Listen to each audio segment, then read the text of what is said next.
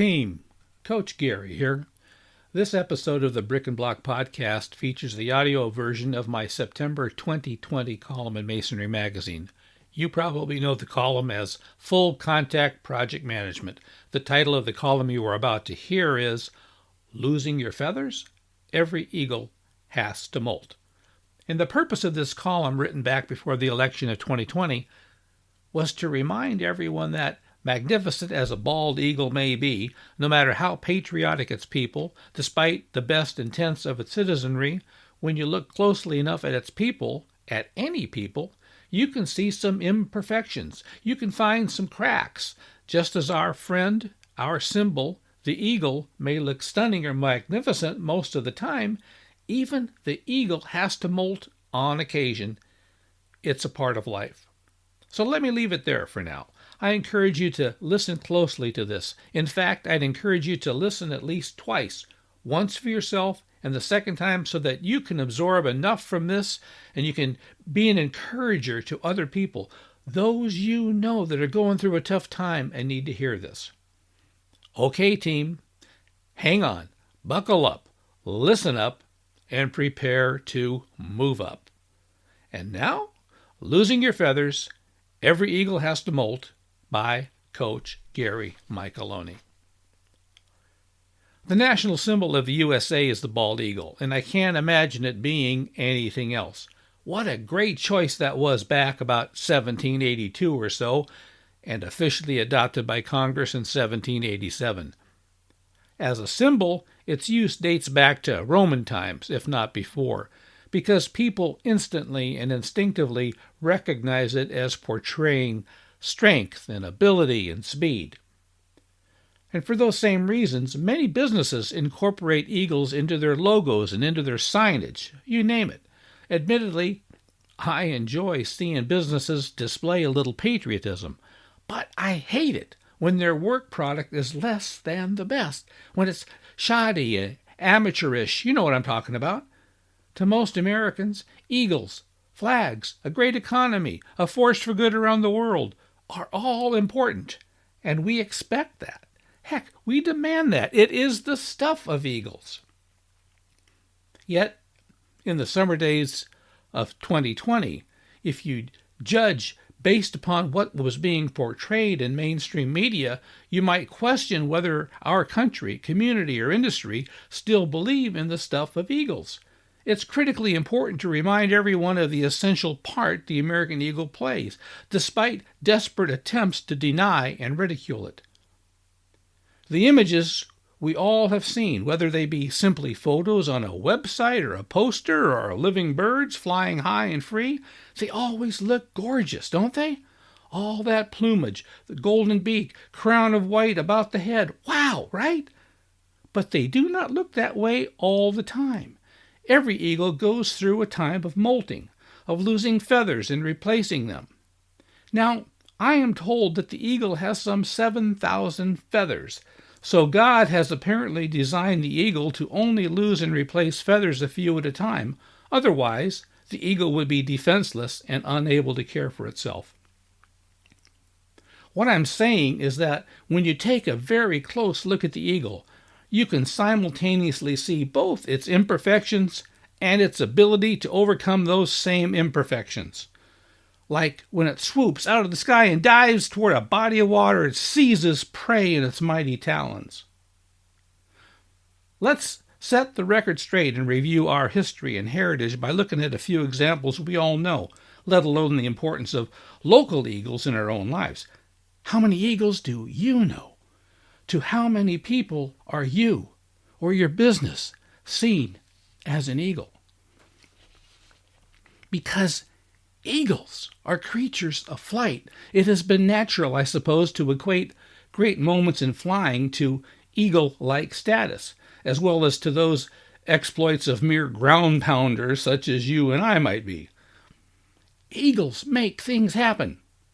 How else can you explain going from the Wright brothers' first flight in 1903 of 120 feet, lasting a mere 12 seconds, to Charles Lindbergh in 1927 with the first solo, nonstop crossing of the Atlantic Ocean in 33 and a half hours, and that's only a short 24 years later. Lindbergh was nicknamed the Lone Eagle. Lone because it was a solo flight, Eagle because of how daring it was. To say that Lindbergh had a goal and a passion to accomplish it is a huge understatement, but he wanted it badly enough to risk everything in its accomplishment. JFK wasn't a pilot, but he was still an eagle. He was a visionary who challenged the U.S. to land a man on the moon and safely return him before the end of the decade. And he issued the challenge on May 21st, 1961, just a few months after taking office, and he set the target a ridiculously close 8 years out. And lest we forget, the USA was behind the old Soviet Union at the time in the space race, and in the middle of a Cold War. The president recognized that America needed a huge goal to lift its people.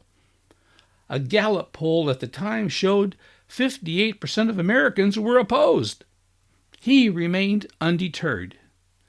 And you know, I'm not even a Democrat, but I appreciate this eagle. The Apollo moon program almost ended before it really got started. America lost its first eagle, actually 3 of them, January 27th, 1967. A fire broke out in the capsule, and we lost Gus Grissom, Ed White, and Roger Chaffee. The eagle molted, and America lost 3 of its tail feathers that day. The program was suspended for 20 months until the problems were solved and then resumed. As I write this in July of 2020, we are reminded of the 51st anniversary of Apollo 11, of man's first landing and walking on the moon. Astronauts and pilots are the quintessential eagles, aren't they? April 11th, 1970, Apollo 13 launched, and that mission almost cost the American eagle 3 more feathers. Miraculously, the bird preened itself, saved the feathers, and the crew landed safely with eagles Jim Lovell, Jack Swigert, and Fred Hayes. No, Tom Hanks was not aboard. The shuttle program came along in April of 1981, and we had incredible goals and dozens of successful flights. But sometimes things go terribly wrong. January 28, 1986, with all America and millions of school children watching, Challenger exploded 1 minute and 13 seconds into the flight. America grieved the loss of these 7 eagles, one of whom was a teacher. Feathers fluttered to the ground. The next shuttle flight was delayed 2.5 years while we figured out what went wrong. The goal of space flight was still alive, and leadership righted the program. It was figured out, and it was resumed in September of 1988 with a string of 87 successful launches, which we really got used to having. Shuttle Columbia launched January 16, 2003, but crashed upon re-entering the atmosphere 16 days later. 7 eagles perished high above Earth. What do we know about eagles, and how does that help us in our business? Consider the profile of an eagle. It is solitary, yet monogamous. It's always in the process of renewal. It makes an impact on others, usually many others. What do you think? Does it look a lot like you? A creature bent on renewal will never give up. Consider Elon Musk, definitely an eagle.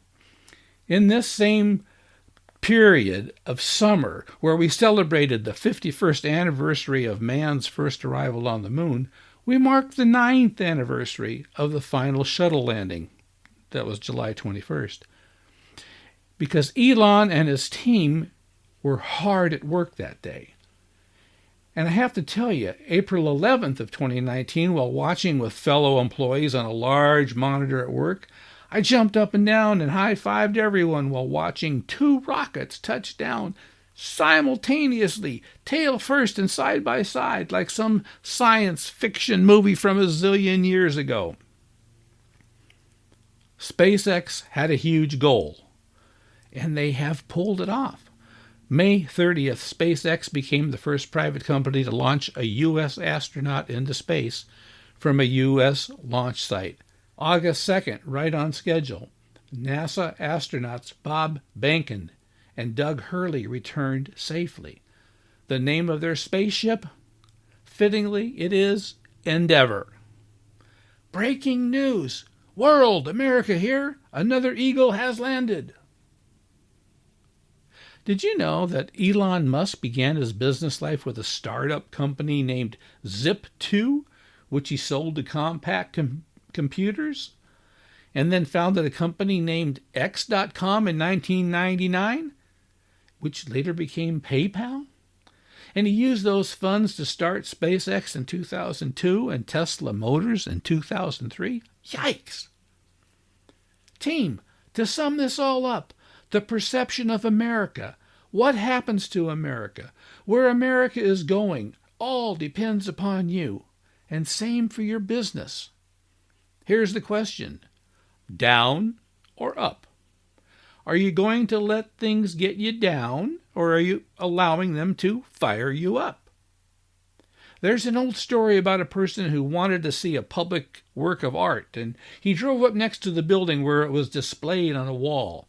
And he sat in his car close to the wall, wanting to see what he had heard was a mural with exquisite detail. Instead, he sat there, and he was so disappointed, even though he was parked close to this ghastly mural. It was ugly, ugly, ugly. It was kind of like today's headlines. And just as he was about to lose heart and leave the area, he decided instead to back his car up a little, step outside, and take a fresh look. He had driven long to get there, and his windshield was covered with smashed bugs and debris, and plus he was way, way too close. Once outside of his car, away from the color distorting prism of the windshield, free of the debris clouding his vision, he could see the whole work, and what he saw was spectacularly beautiful. All aspects of America molt occasionally. Judge the eagle by the way it works, the places it goes, the people it inspires, the communities and countries it protects from predators and other bullies. You can hear that bird as it calls out in its mission to care for its own. It is not afraid to speak. It is not afraid to act. It is not ashamed of its molting feathers. It is, after all, an eagle. Okay, team, that's it for today. Hope you take that one to heart, particularly in these darker days. Now, you can reach out to us by email, brickandblockpodcast@gmail.com. Be sure to spell out the word and, brickandblockpodcast@gmail.com. Be sure and subscribe to the podcast. It's important. We want you here for the next episode. And now, for the Brick and Block Podcast, I'm Coach Gary. Thanks for stopping by.